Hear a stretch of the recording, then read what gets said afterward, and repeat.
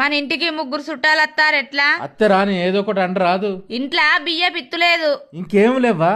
2 పావుల నూనె ఉన్నది, 1/2 కిలో గోధుమ పిండి ఉన్నది.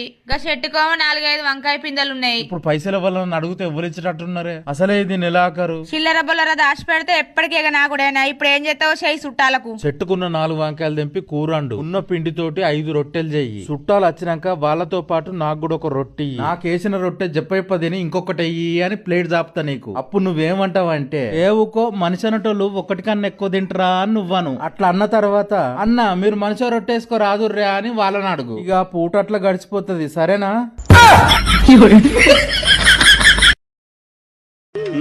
ఏం రాశాడు? నాకు సిగ్గేస్తుంది, నువ్వే చదువు. అబ్బా నాకెందుకమ్మా అంత అదృష్టం? నువ్వు చదివి వినిపించు, తరిస్తా.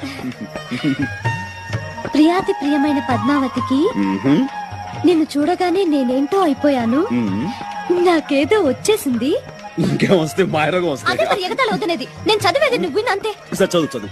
పద్మావతి పద్మావతి నీ ఎర్రని మూతి చూడగానే పోయింది నా మతి, అయిపోయింది నా మనసు కోతి. దాంతో చూడు మా పద్మ ఎంత పెద్ద ముగ్గు. ఇదా నాకంటే పెద్ద ముగ్గు. ఏమిటమ్మా పొద్దున్నే వచ్చి నా ముగ్గురు వంక పెడుతున్నావు? నా ముగ్గు కంటే నీ ముగ్గు పెద్దదని నీ తమ్ముడు ఊరంతా డప్పాలు కొట్టేస్తున్నాడమ్మా. ఈ ఊళ్ళో నాకంటే పెద్ద ముగ్గు ఎవ్వరు వెయ్యలేరమ్మా. స్వామి, ఒక్క ఫోటో అడిగితే సీఎంనే మార్చేస్తున్నావు. ఏం స్వామి నువ్వు? పెళ్ళాలు అడిగేదే నూటుకో కోటుకో ఒక కోరిక, అది కూడా తెరచకపోతే మొగుడు. షాట్ రెడీ అమ్మా. మంచిది. షాట్ రెడీ అయింది. చాలా మంచిది.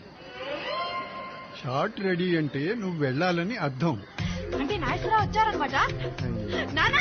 హలో, సిటీ పోలీస్ అండి.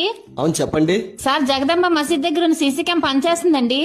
పనిచేస్తుంది చెప్పండి. సార్, ఆ ఎదురుగా ఉన్న పానీపూరి బండి ఉందో లేదో కొంచెం చూసి చెప్పండి సార్.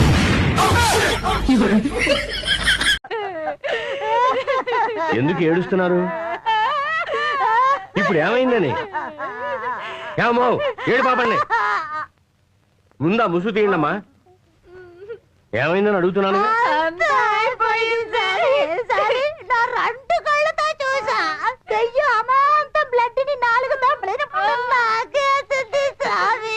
హైదరాబాద్ లో అమీర్పేట తెలుసా? మా బావ అక్కడే ఉంటాడు. అయితే నన్ను ఏం చేయమంటావు? 6 అడుగుల మనిషి, ఎర్రగా బుర్రగా ఉంటాడు, మంచి చదువు, తెలివైనడు, ఎంఎస్సీ చదువు, సినిమా యాక్టర్ కూడా పనికిరాడు. చూస్తే నువ్వే అంటావులే. చూడకుండా ఒప్పుకున్నావులే. అసలు చూడాలే గాని కళ్ళుంటాయి, కళ్ళు ఎంత బాగుంటాయో. ఏంది ఊక వాళ్ళింటి మకన్న చూస్తున్నావు? నీకు ఒక గమ్మదైన ముచ్చట చెప్తా, కొంచెం ఇటెట్రా. పక్కింటి ఆమె కొడలు రాత్రి అంతా ఓక్ అని ఒకటే కక్కుడు. తెల్లారు లేచి చూసేటాలకు పచ్చిమిరపకాయల పచ్చడి నాకుతాంది. రాత్రి నుంచి వెళ్ళి ఇప్పటి వరకు వాళ్ళ ఇంట్లో అందరికి ఆనందం వెళ్లి విరిసింది. వాళ్ళ అత్త బుర్ర ఫోన్ చేసి డాక్టర్ రప్పించింది.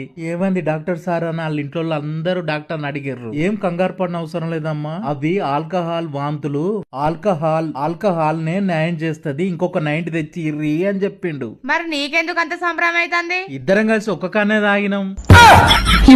నిజానికి ఉద్యోగం చేయకుండా ఇంట్లో ఉంటున్న ఆడవాళ్లు రెట్టింపు సంపాదిస్తున్నట్లు లెక్క. ఈ మధ్య బ్రిటన్ లో ఓ కోర్టు వాళ్ళు తీర్పు ఇచ్చారు. వాళ్ళందరికీ నెలకు 75,000 ఇమ్మన్నారు. ఇంట్లో ఉన్నవాడు రెట్టింపు పని చేస్తున్నట్టండి. అందుకేనమ్మా ఉద్యోగం చెయ్యని ఆడవాళ్ళని నేను ధైర్యం కోసం నమస్కారం పెట్టి కోరుతున్నా. ఎవరైనా మిమ్మల్ని నాట్ వర్కింగ్ అంటే ఎలాట్ వర్కింగ్ అని చెప్పండి. నాట్ వర్కింగ్ ఏటమ్మా పనికి వెళ్ళమాట. కలిగి కూర్చున్నారా?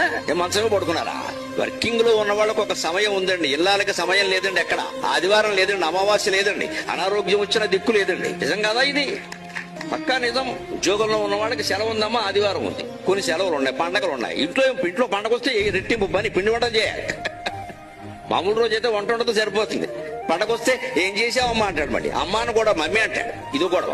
అమ్మా అన్న కూడా తెలిస్తేగా. మరి రెట్టింపు పని చేస్తున్న ఆడవాళ్ళని నాట్ వర్కింగ్ అంటారేమిటండి? ఎలాంటి వర్కింగ్ అంటే మనం పని అంటే మన దృష్టి